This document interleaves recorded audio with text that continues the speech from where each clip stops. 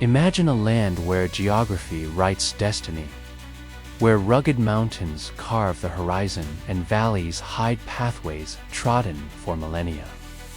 This Afghanistan, for thousands of years, travelers crossing the vast continent of Asia stepped into this dramatic landscape and discovered a profound truth. Afghanistan is unto a single world, but many worlds stacked one upon another. Its story isn't just about people, it's about the very earth they walk upon. The Hindu Kush, a colossal mountain range, acts as the country's spine. Its peaks, some soaring over 7,000 meters, are not just geological formations. They've witnessed the rise and fall of empires, from the Achaemenids and Alexander the Great to the Kushans and the Mughals. These mountains aren't barriers, they are corridors. They channel human movement, forcing armies, traders, and nomads into narrow passes like the legendary Khyber Pass. Control the passes, and you control the flow of life, trade, and power. This geography has made Afghanistan a natural fortress, a place that is notoriously difficult to conquer and govern as a single entity. The mountains create isolation, fostering a mosaic of distinct cultures, languages, and tribal identities in the valleys below. A journey of just a few dozen miles can feel like entering an entirely new country. This diverse terrain created the legendary Silk Road, not as a single highway, but as a complex network of trails snaking through these mountains and valleys. Caravans laden with silk from China, spices from India, and silver from Persia navigated this challenging landscape. Cities like Balkh, once known as the mother of cities, and Herat became bustling, cosmopolitan centers. They were melting pots where ideas, religions, and arts from east and west converged. You could hear dozens of languages in the marketplaces, see merchants of different faiths haggling over goods, and witness the fusion of Greek, Persian, and Indian artistic styles. This was the original globalization, and Afghanistan was at its very heart, a vibrant crossroads of civilizations.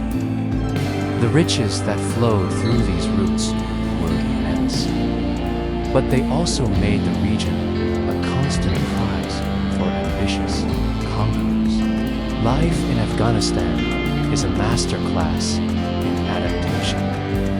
In the fertile river valleys, farmers have developed sophisticated irrigation systems, like the ancient Karas, underground canals that tap into groundwater. These ingenious tunnels, dug by hand centuries ago, allowed agriculture to flourish even in arid regions, turning patches of desert into green oases. On the high plateaus, nomads follow seasonal migration routes with their flocks of sheep and goats, a practice known as transhumance. Their lives are dictated by the rhythm of the seasons, a timeless cycle of moving to higher pastures in the summer and descending to warmer lowlands in the winter. This intimate connection to the land isn't just about survival. It's a core part of their identity. And in the vast, seemingly empty deserts of the south. Like the Registan, people have learned to read the subtle signs of nature, finding water and shelter where an outsider would see only desolation.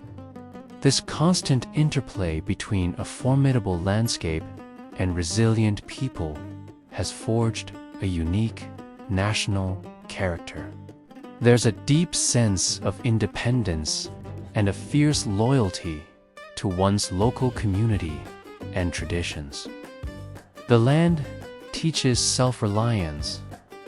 When you live in a secluded valley, you learn to depend on your neighbors and your own ingenuity. This has often been misinterpreted as resistance to outsiders. But it's more accurately a deep-seated instinct to protect a way of life that has been sustained against incredible odds for centuries. The mountains that isolate also protect. The deserts that challenge also harden. The land has been both a provider and a formidable adversary, shaping a people who are as rugged and enduring as the terrain itself. It is a story of survival, of innovation, and of a spirit that refuses to be broken. The legacy of this geography is visible everywhere. It's in the ruins of ancient citadels perched on impossible cliffs, like the remnants of the citadel of Alexander in Kalat. It's in the vibrant tilework of the Blue Mosque in Mazar-e Sharif, a testament to the wealth that once flowed through the Silk Road. It's in the intricate designs of a hand-woven carpet from a remote village, its patterns telling a story passed down through generations. Even the placement of a modern road or a new dam is a negotiation with the ancient, powerful forces of the land. Understanding Afghanistan means understanding its mountains, its rivers. They are not just a backdrop to its history. They are the primary authors of its story. As we look at Afghanistan today, it's impossible to separate its present challenges and future hopes from this geographical reality.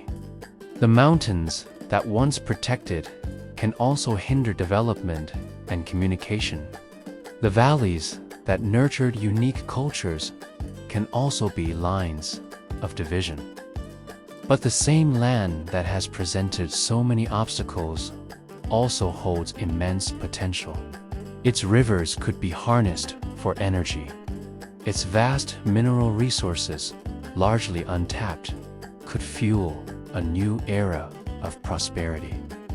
And its strategic location, which once made it the center of the ancient world, could once again make it a vital link between Central and South Asia.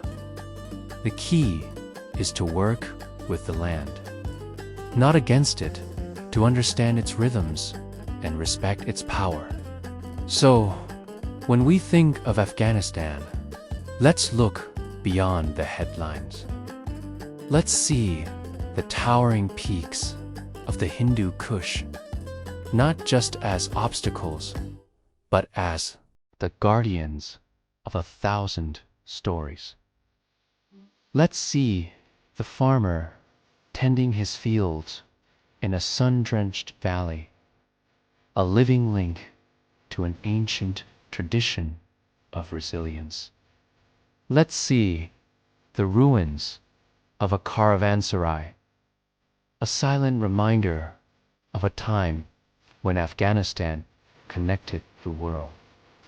This is a land shaped by mountains and time, a place where nature dominates and humanity adapts with incredible strength and grace.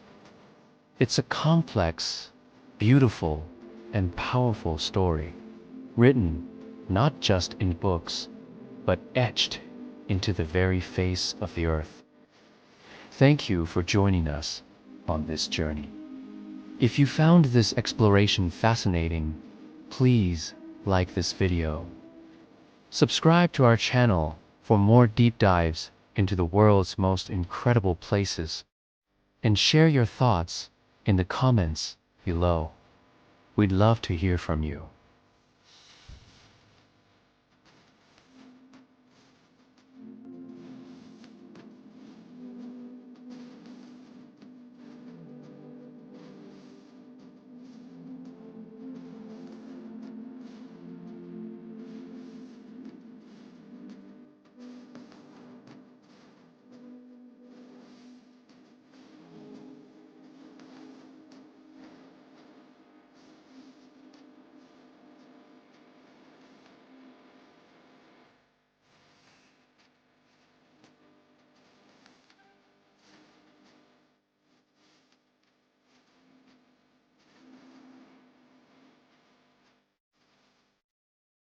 Imagine a world carved from rock and sky, a place where time itself seems to slow, held captive by colossal peaks.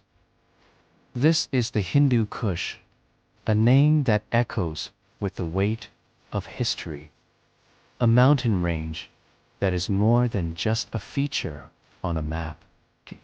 It is the very spine of Afghanistan. For thousands of years, these mountains have stood as silent witnesses to the ebb and flow of empires, the march of armies, and the quiet endurance of its people. Stretching over 800 kilometers, this formidable extension of the Himalayas cuts through the heart of the country, a jagged, awe-inspiring barrier of stone and ice. Its peaks, some soaring over 7,000 meters, pierce the clouds, their snow-covered crowns glistening under an unforgiving sun. To truly understand Afghanistan, its spirit, its struggles, and its profound resilience, one must first look to these mountains. They are not merely a backdrop to the nation's story. They are the central character. Let's journey into this rugged landscape. The air grows thin, crisp, and pure. The silence is profound, broken only by the whisper of the wind through high passes or the distant cry of an eagle. Here, life is lived on the edge, literally. Villages, like ancient fortresses, cling precariously to sheer cliffsides, their stone and mud brick houses seeming to grow organically from the rock itself. Generations have been born, have lived, and have passed on in these remote areas, their connection to the land absolute and unbroken. The people of the Hindu Kush are as resilient as the mountains they call home. Look there, a shepherd guiding his flock of fat-tailed sheep. His face is weathered, a roadmap of sun and wind. But his eyes hold a deep, knowing calm. He moves with a timeless grace through treacherous passes, routes his ancestors walked centuries, even millennia, before him. These paths are not just trails. They are arteries of life, connecting isolated communities, facilitating trade, and allowing for the age-old tradition of seasonal migration, moving livestock from the parched lowlands in summer to the sheltered valleys in winter. This rhythm of life, dictated by the seasons and the terrain, has been the metronome of Afghan existence for countless generations. In spring, the melting snows feed furious torrents that carve deeper into the valleys, bringing life-giving water to terraced fields of wheat and barley. Summer is a brief, intense burst of activity, a race against time, grow, and harvest. Autumn brings a riot of color to the poplar and apricot trees that line the riverbanks. A final, beautiful flourish before the onset of winter. And winter is a time of isolation and survival. Heavy snows block the passes, cutting villages off from the outside world for months on end. A time of hunkering down and enduring, waiting for the sun to return and melt the snows once more. The Hindu Kush is not just a physical barrier. It has been a formidable military and cultural fortress throughout history. Its labyrinthine valleys and high passes have humbled the greatest of conquerors. Alexander the Great's armies struggled through these mountains. The legions of Genghis Khan and Tamerlane found their advances slowed and challenged by the terrain and the fierce independence of the mountain tribes. In more recent history, both the British and Soviet empires learned painful lessons about the difficulties of controlling a land defined by such impenetrable geography. The mountains provided a natural sanctuary, a place where resistance could flourish, where fighters could disappear into the landscape, becoming one with the rock and shadow.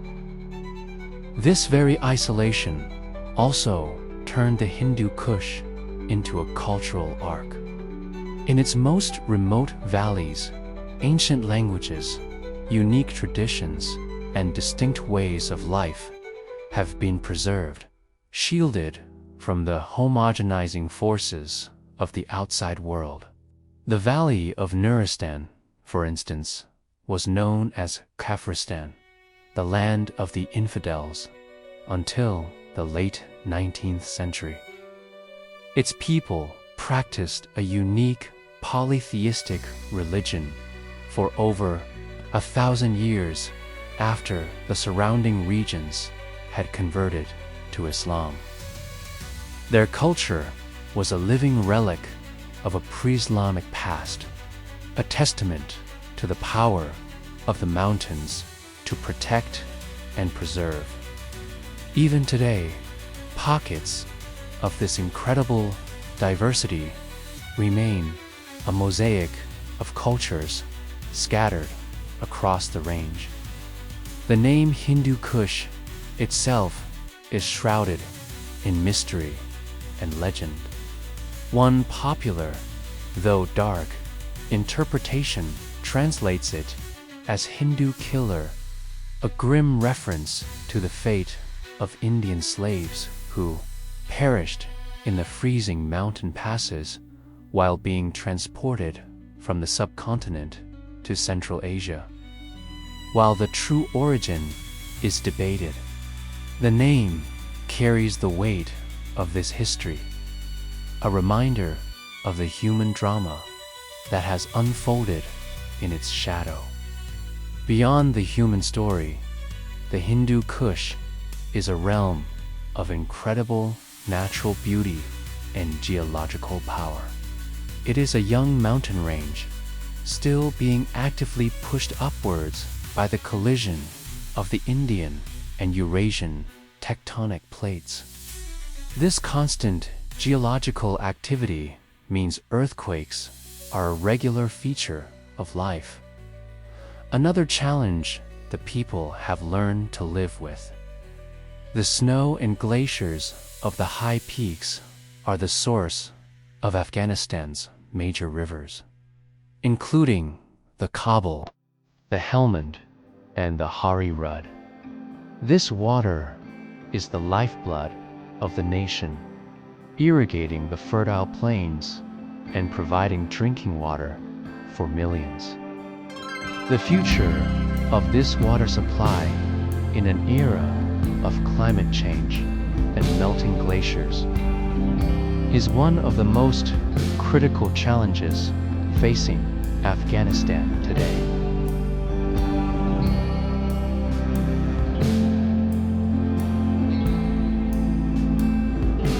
You see the ruins of ancient Buddhist monasteries in the Bamiyan Valley, where the two colossal Buddha statues stood for 1,500 years before their tragic destruction. You see the remnants of Silk Road caravanserais, stone shelters that once offered respite to merchants carrying silks, spices, and ideas between East and West.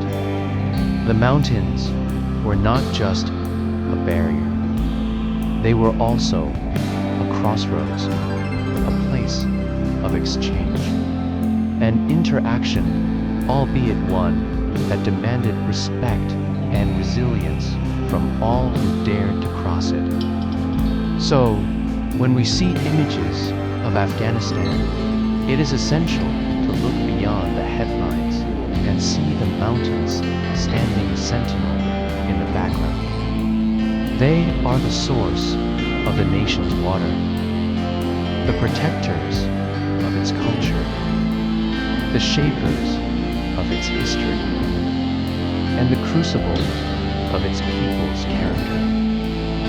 They embody both the immense challenges and the profound beauty of this land. To understand the farmer in his field, the shepherd on the trail, the elder in the village council, you must understand the mountains that have shaped their world, their beliefs, and their very being. The Hindu Kush is not a passive landscape.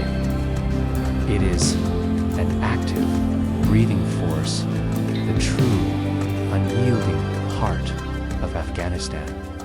Thank you for joining us on this journey into the spine of a nation. If you found this exploration fascinating, please give this video a like and consider subscribing for more deep dives into the world's most incredible places. We'd love to hear your thoughts in the comments below.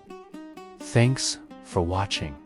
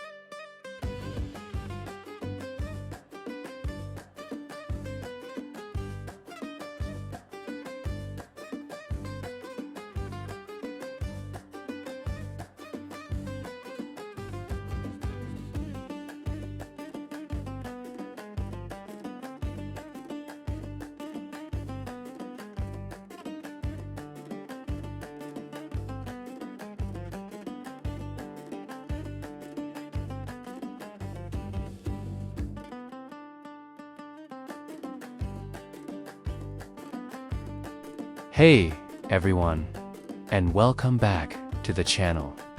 Today, we're embarking on a journey through time to a land that has been a vibrant, beating heart at the center of the world for millennia. When you hear the name Afghanistan, what comes to mind? For many, it's images from recent headlines, stories of conflict and hardship. But that's only a tiny, recent fragment of an epic tale. The real story of Afghanistan is a story of magnificent empires, profound ideas, and a cultural mosaic so rich and complex, it's almost hard to believe. So, let's peel back the layers of modern history and discover the Afghanistan that the world has largely forgotten. The true crossroads of civilizations. Our story begins thousands of years ago. Look at a map. See where Afghanistan is situated.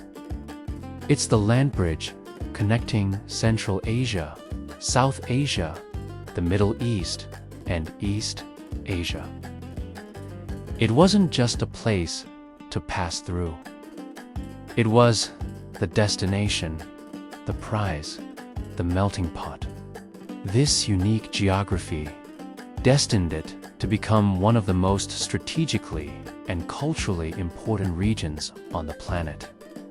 Long before the nations we know today even existed, this land was a superhighway of people, goods, and, most importantly, ideas. Let's travel back to the 4th century BCE. A young, ambitious Macedonian leader arrives with his army. A man whose name echoes through history, Alexander the Great. After conquering the mighty Persian Achaemenid Empire, Alexander marched his forces through the rugged valleys and mountains of what is now Afghanistan. He wasn't just a conqueror. He was an agent of cultural fusion. He founded several cities here, including Alexandria, Arachosia, which we know today as Kandahar. The arrival of the Greeks brought Hellenistic art, philosophy, and science into the heart of Asia. For the next 2 centuries, Greek kingdoms like the Greco-Bactrian and Indo-Greek kingdoms flourished here, creating an astonishing blend of cultures. Imagine Greek-style coins bearing the images of kings with Afghan features, or Buddhist texts being written in the Greek alphabet.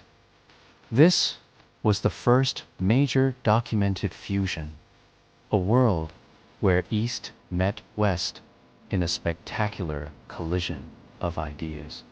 The legacy of this period is still visible today in the features of the people and the archaeological treasures buried beneath the soil.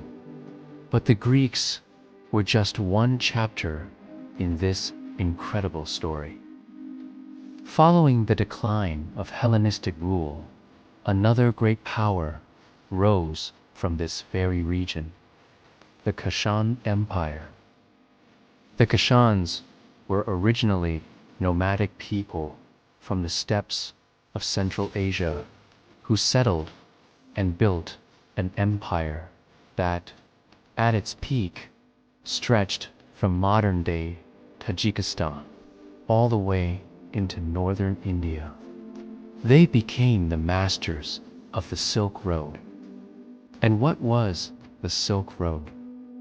It was the world's first internet, a network of trade routes connecting the Roman Empire in the west with Han Dynasty China in the east. And guess what lay right in the middle, controlling the most crucial arteries of this network? The Kushan Empire, with its heartland in Afghanistan. Caravans laden with Chinese silk, Roman glassware, Indian spices, and Central Asian horses trudged through cities like Bagram and Balkh. These cities became cosmopolitan hubs, bustling with merchants, missionaries, and travelers from every corner of the known world. But they traded more than just goods. They traded beliefs. It was during the Kushan era that Buddhism, which had originated in India, traveled north along these routes. And here, in the Afghan highlands, it underwent a profound transformation. Under the patronage of Kushan emperors like Kanishka the Great, a new form of Buddhism, Mahayana Buddhism, blossomed. This was the form of Buddhism that would eventually spread to China, Korea, and Japan. So, every time you see a Buddhist temple in East Asia, remember that the ideas that built it likely passed through and were shaped by the mountains of Afghanistan. The most breathtaking evidence of this period was, until recently, standing tall for the world to see. The Buddhas of Bamiyan. Two colossal statues carved into a sandstone cliff face in the 6th century CE were once the tallest standing Buddha statues in the world.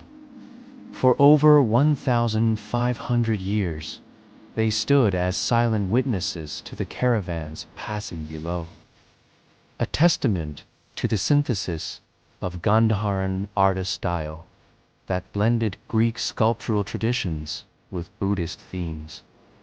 They were a symbol of a peaceful, syncretic past, a fusion of faith and art that was quintessentially Afghan. Their tragic destruction in 2001 was a loss not just for Afghanistan, but for all of humanity. A violent attempt to erase a history of tolerance and cultural blending.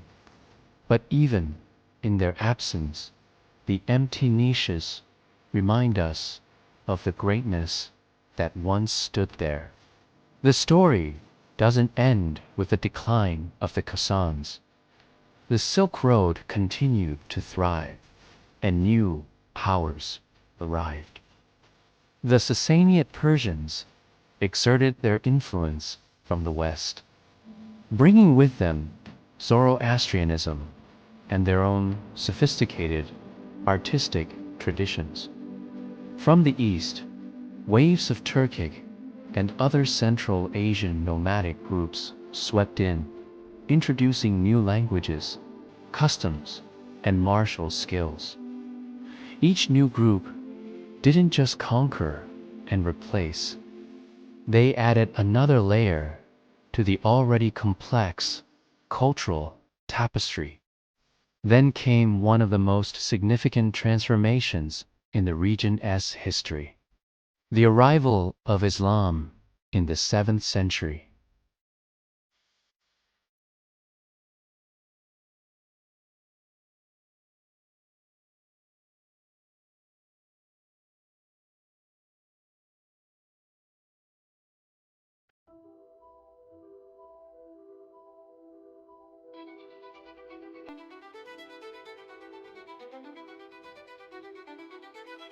Cities like Herat, Ghazni, and Balkh became major centers of Islamic learning, art, and science during the Islamic Golden Age.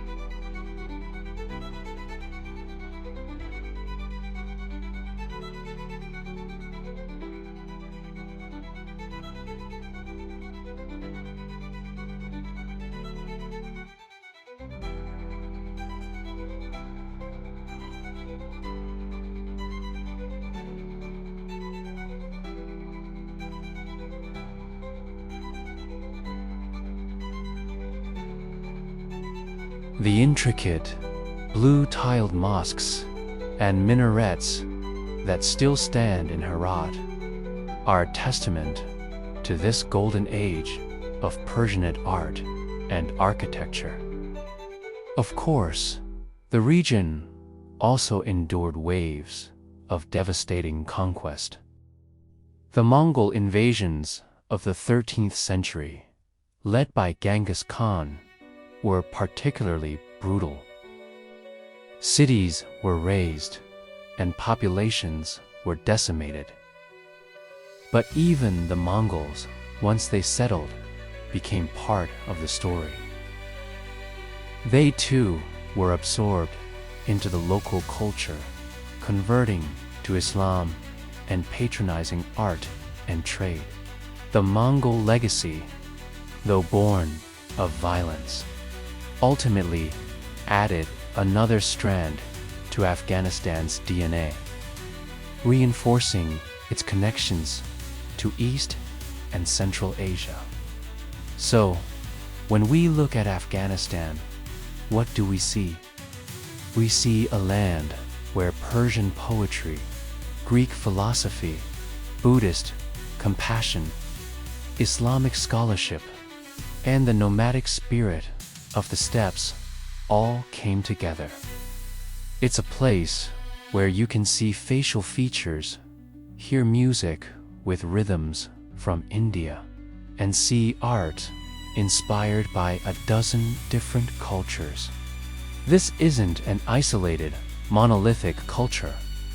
It is a living museum of world history.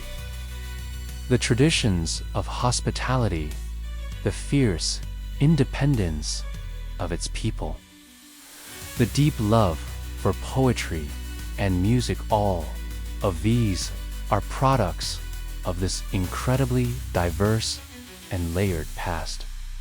Understanding this history is more important now than ever. It challenges the simplistic narratives we are often fed. It reminds us that Afghanistan's story is not solely one of war, but one of immense creativity, resilience, and cultural brilliance. It's a story that belongs to all of us because the history of Afghanistan is woven into the history of the world. It shaped the art, religion, and commerce of half the globe.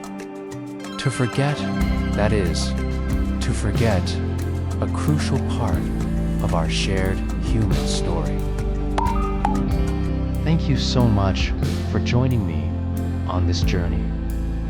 I hope it's given you a new perspective on this incredible land and its people. If you found this interesting, please hit the like button, subscribe for more deep dives into our world's hidden histories, and share this video to help change the narrative. See you next time.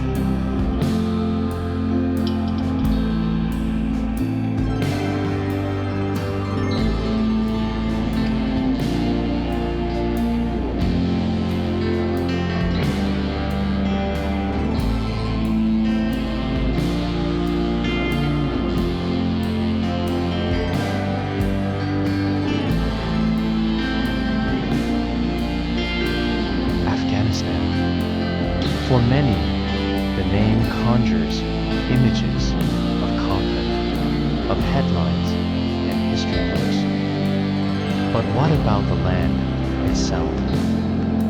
What secrets does it hold?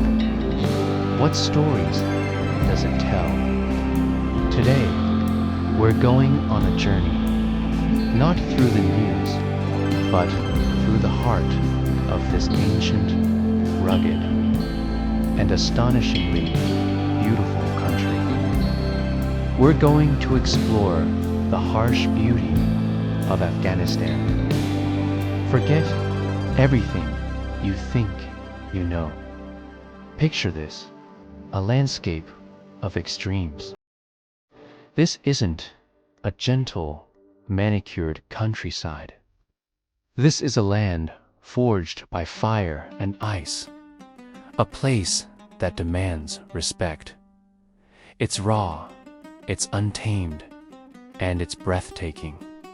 From the moment you set foot here, you realize that beauty and hardship are two sides of the same coin. The very air hums with a story of survival, a testament to the resilience of both nature and the people who call this place home. Let's begin our journey in the southwest, in the vast, seemingly endless expanse of the Registan Desert. Here, golden sands stretch to the horizon, sculpted by the wind into magnificent, rolling dunes. It's a sea of sand, shimmering under a relentless sun. You might think it's empty, lifeless, but look closer. Life finds a way. Hardy shrubs cling to existence, and nomadic tribes, like the Balak and Pashtun, have navigated these sands for centuries. Their lives dictated by the rhythm of the seasons and the search for water. They understand this desert not as an obstacle, but as a home. Their traditional homes, temporary and built from local materials, are a marvel of adaptation. This isn't a desolate wasteland.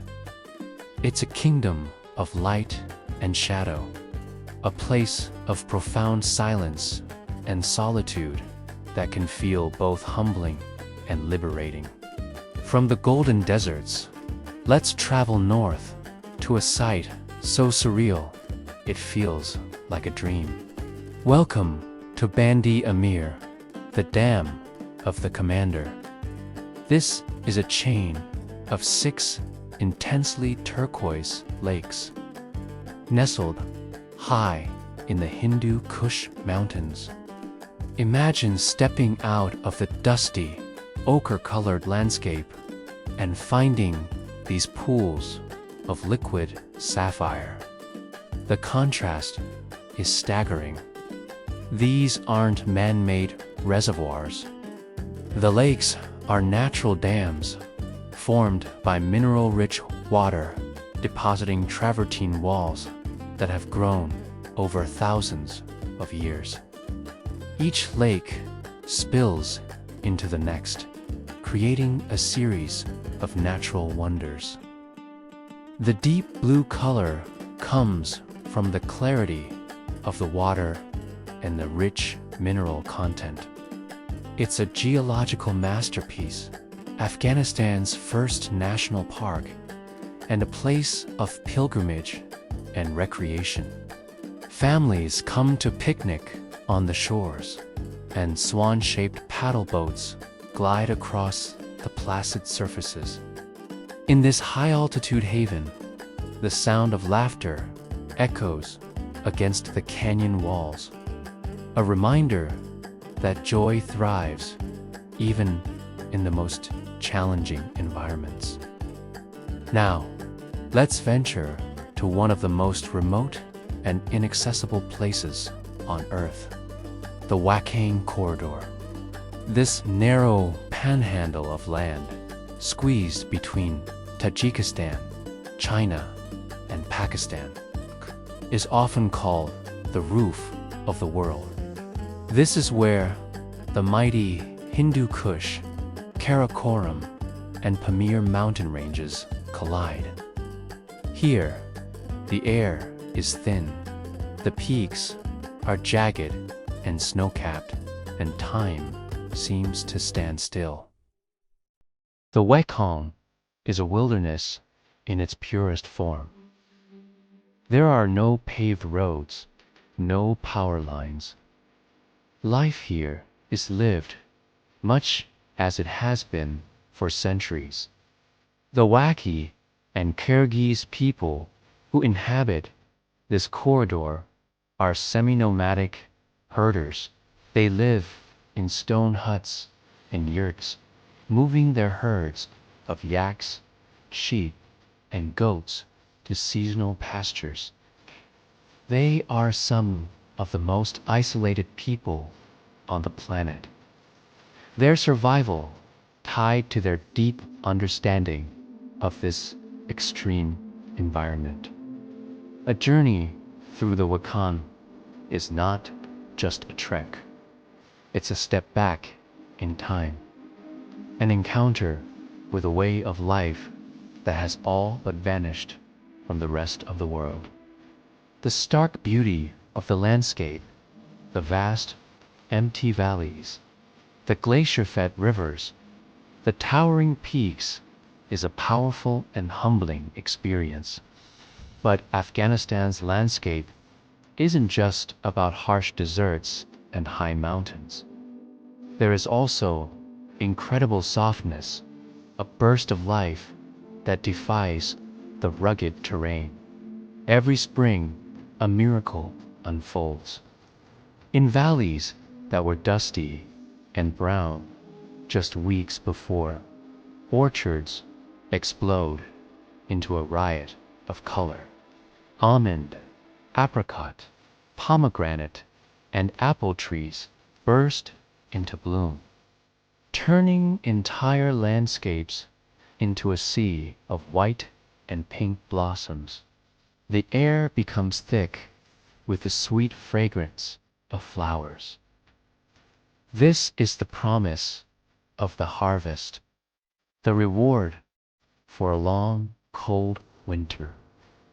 For Afghan farmers, this is a time of hope and celebration. These orchards are more than just a source of income. They are part of the cultural identity. Fruits, especially pomegranates from Kandahar and grapes from the Shamali Plain, are a source of national pride.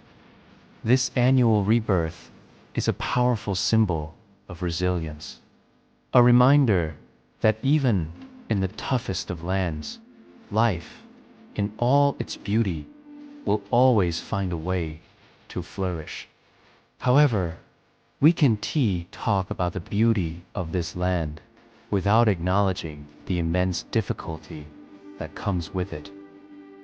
Life in Afghanistan is a constant negotiation with nature. Winters are brutally long and cold. In the mountainous regions, snow can fall meters deep, burying roads and isolating entire villages for months. Communities become islands, cut off from the outside world, relying on the supplies they stockpiled in the autumn. Then comes the summer. The heat can be relentless, especially in the lowlands. The sun beats down, cracking the earth. And the meltwater from the mountain snows transforms gentle streams into raging torrents. Rivers carve through the terrain like blades, washing away bridges and roads, reshaping the landscape with their raw power. Travel becomes a challenge, an act of endurance. The infrastructure, often fragile, is constantly at the mercy of the elements. Building a life here requires an incredible amount of strength, ingenuity, and, above all, patience. It's a constant cycle of preparation, endurance, and recovery. This constant struggle with the elements has forged a unique national character. Life is built on endurance, but it's also built on an immense sense of pride. There's a deep, unbreakable connection between the Afghan people and their land. This isn't just a place they live, it's a part of who they are. They understand its rhythms, respect its power, and cherish its fleeting moments of beauty. This pride is visible everywhere, in the farmer tending his orchard, in the nomad guiding his flock, in the family picnicking by the shores of Bandi Amir. It's a pride born not of ease, but of overcoming hardship. It's the knowledge that they are part of a lineage of survivors, of people who have not just existed, but thrived in one of the world's most demanding and magnificent landscapes. So, the next time you hear the name Afghanistan, try to look beyond the headlines. Picture the golden deserts of the Southwest fading into the turquoise lakes of the Hindu Kush. Imagine the remote, untouched wilderness of the Wakhan Corridor and the dusty valleys bursting into life with pink and white blossoms each spring. See the land not as a backdrop for conflict, but as a character in its own right, a character that is harsh, unforgiving, and powerful, but also breathtakingly beautiful and full of life. It's a land that teaches you about endurance, about resilience, and about the profound, enduring connection between people and place. Thank you so much for joining me on this journey through Afghanistan's incredible landscapes. If you found this perspective interesting, please hit that like button and subscribe for more stories from the overlooked corners of our world. Let me know in the comments which of these landscapes surprised you the most. Thanks for watching, and I'll see you in the next video.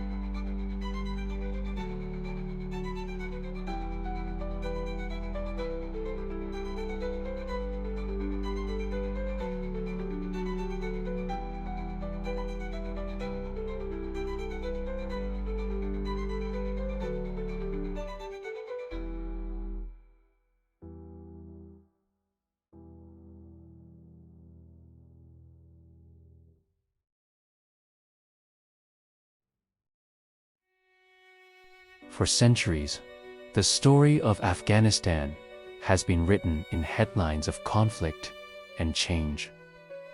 But if you look closer, beyond the news cycles and the shifting maps, you'll find a story that's far older and much more profound.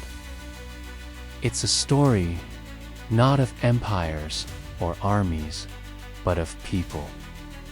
People whose resilience is as enduring as the mountains that cradle their land.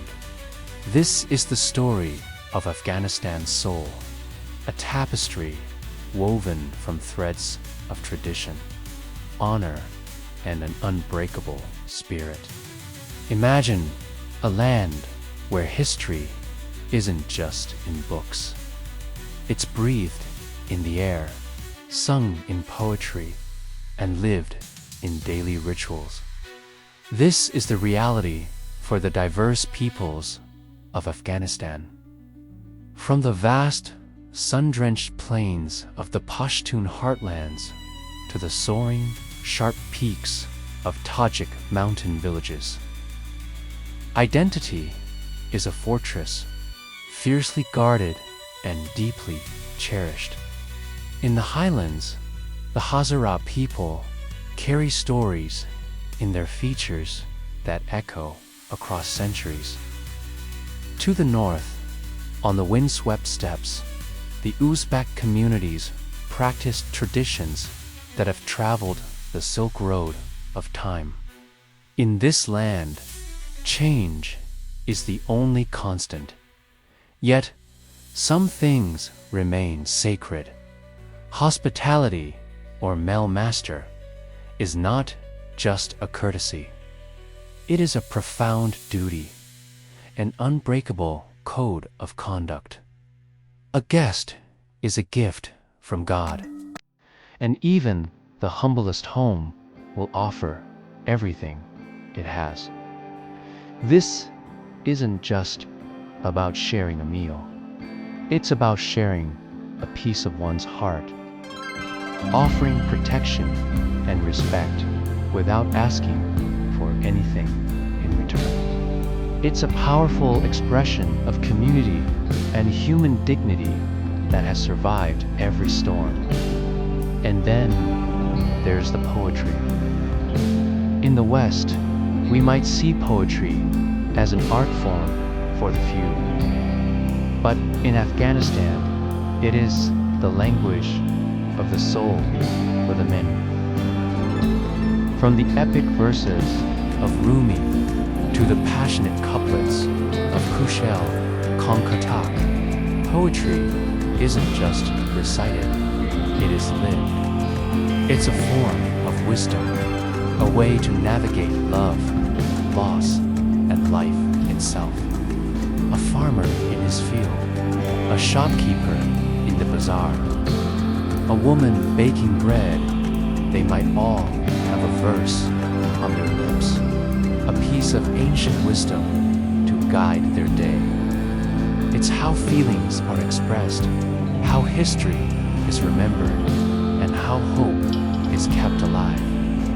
Honor, or nag, is another pillar that supports the entire structure of daily life. It's a complex concept, often misunderstood, but at its core, it's about integrity, pride, and living a life worthy of respect.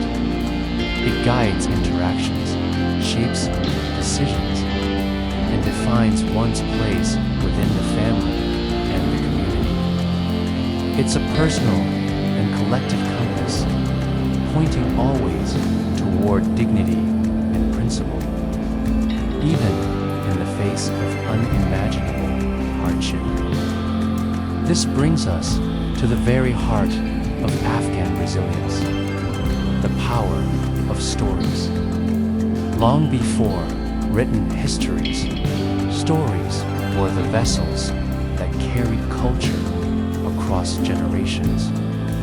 Grandparents sit with their grandchildren, their words painting vivid pictures of clever heroes, mystical creatures, and ancestral journeys. These aren't just fairy tales. They are lessons in courage, morality, and identity. They are the threads that connect a young boy in a village today to his ancestors, who walked the same paths 1,000 years ago. This oral tradition is an unbroken chain, a living library that ensures the soul of the culture never fades. We often think a nation's strength lies in its gleaming cities or its powerful armies. But Afghanistan teaches us a different lesson. Its true strength has never been in concrete or steel. It has always been in its people. People who are a direct reflection of their land, rugged, beautiful, and unyielding. They have been shaped by the harshness of the terrain and the richness of their history in equal measure. Their resilience isn't passive. It's an active, daily choice to hold onto who they are. It's the weaver whose fingers fly across the loom, creating patterns that have been passed down for centuries. It's the farmer who plants his seeds in the rocky soil, trusting in the cycle of seasons as his forefathers did. It's the musician whose fingers dance over the strings of a rhubarb, playing melodies that echo through the valleys of time. Every craft, every song, every shared cup of tea is an act of defiance against erasure, a testament to a culture that refuses to be forgotten. Think about the sheer diversity. We say Afghan people, but this is a mosaic of distinct cultures, each with its own language, dress, and customs. Pashtuns, Tajiks, Hazaras, Uzbeks, Turkmen, Balak, and so many others. For centuries, they have coexisted, sometimes in harmony, sometimes in conflict, but always within this shared space that they call home. Each group adds a unique color, a different texture to the national identity. This diversity is not a weakness. It is the source of a complex, dynamic, and incredibly rich cultural landscape. The world has often tried to define Afghanistan from the outside, imposing its own narratives and agendas. But the real story is found within. It's in the bustling energy of the Ka Feroshi bird market in Kabul, a place of vibrant life that has endured for generations.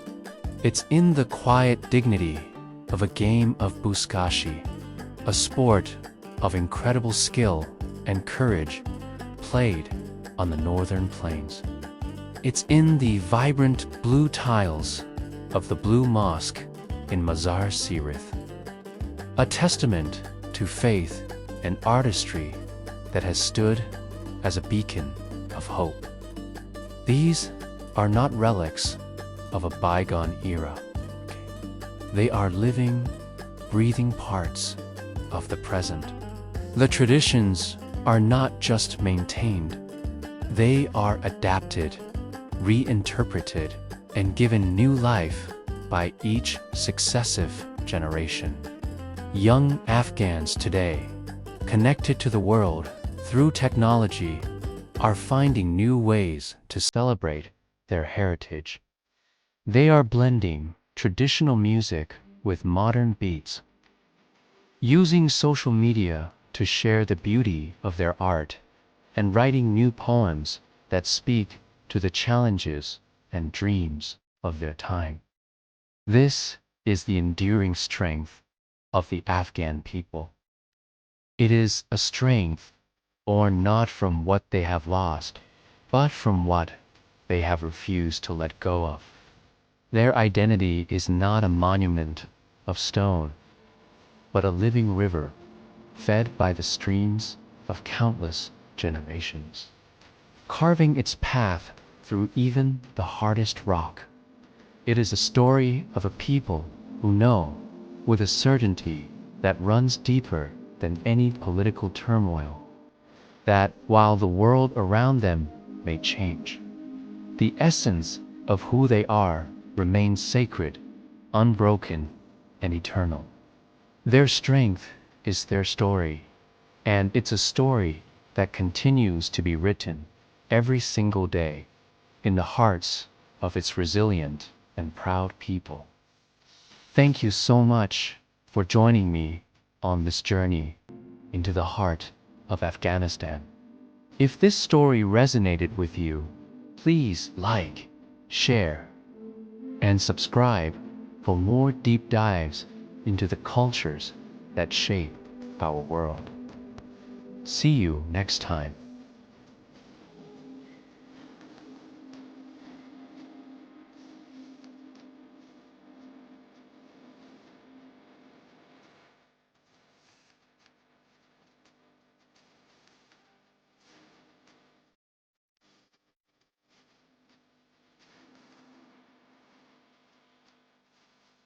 When you think of Afghanistan, what's the first image that comes to mind? For many, it's a country defined by decades of conflict, a landscape of dust and ruins. But that's only one chapter of a much longer, more complex story. Today, we're going to look beyond the headlines and explore the Afghanistan that rarely makes the news. A nation caught between profound hardship and an unyielding sense of hope. This is the story of modern Afghanistan, a land of incredible contradictions and quiet resilience. Let's start in the cities. Kabul, Herat, Mazar-e-Sharif.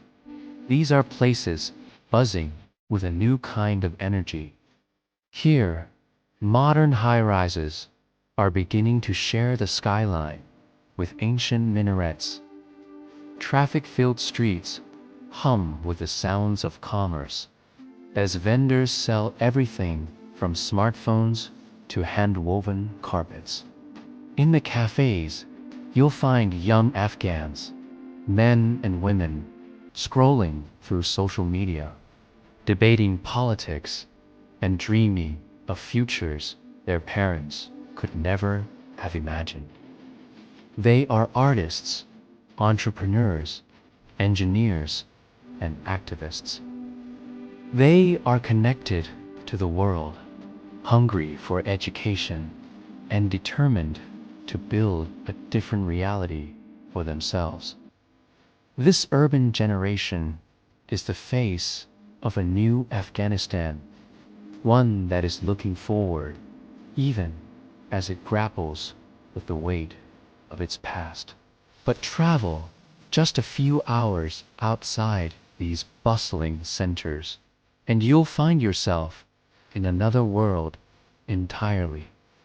Here, life moves to the rhythm of the seasons, much as it has for centuries. In the shadow of the Hindu Kush mountains, farmers tend their fields of wheat and orchards of pomegranates. Shepherds guide their flocks across vast, rugged landscapes. In these rural villages, traditions are the bedrock of society. Family, honor, and community are the pillars that hold everything together.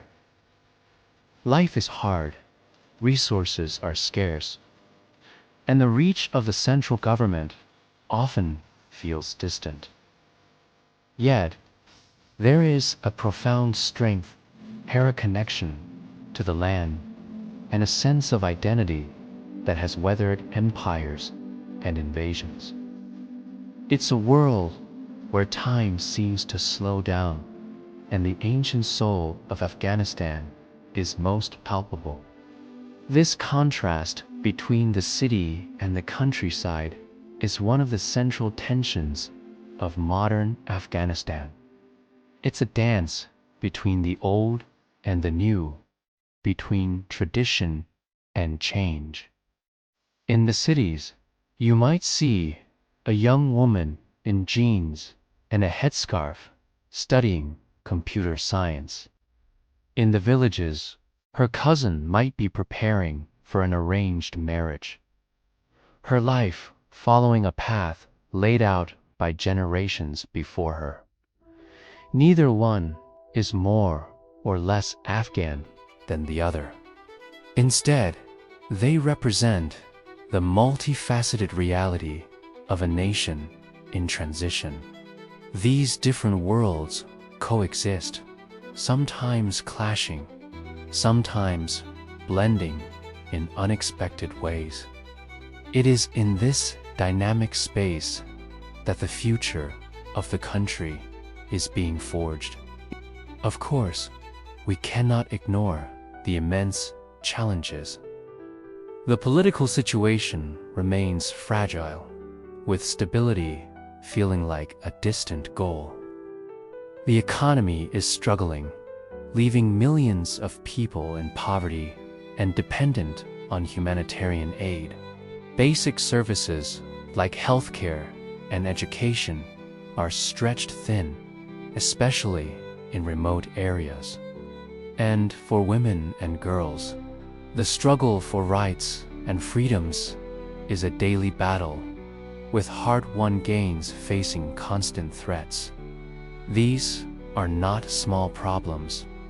They are monumental obstacles that shape the daily lives of every Afghan. The weight of this uncertainty is heavy, and the path forward is anything but clear. But here's the crucial part of the story, the part that often gets lost.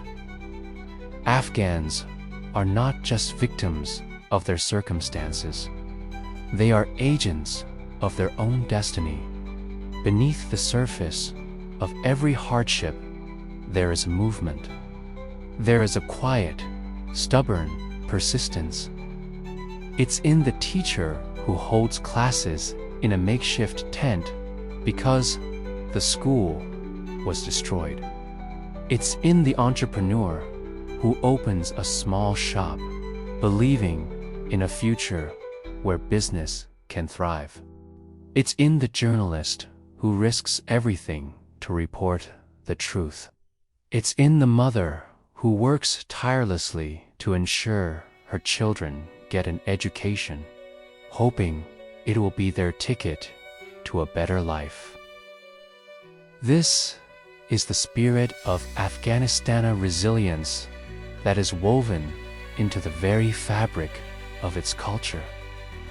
Think about the history.